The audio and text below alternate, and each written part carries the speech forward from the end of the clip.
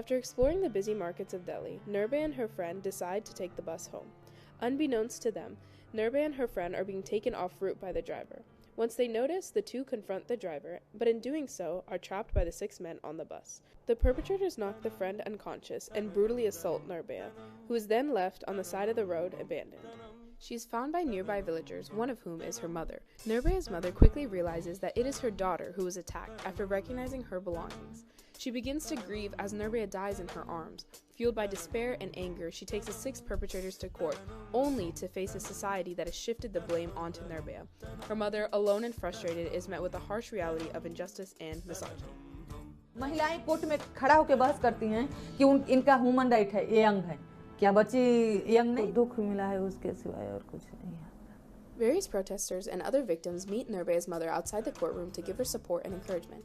They empower her through their stories, giving her the courage to return to court and confront the perpetrators.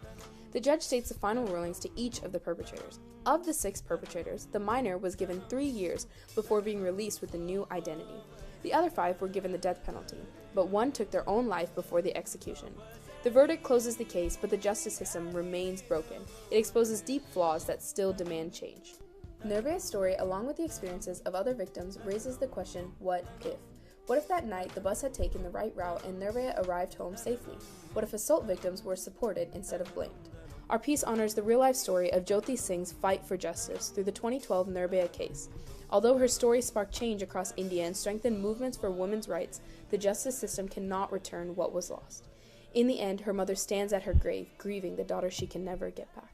TAMU Sahithya presents Nurbaya, A Fearless Fight for Justice.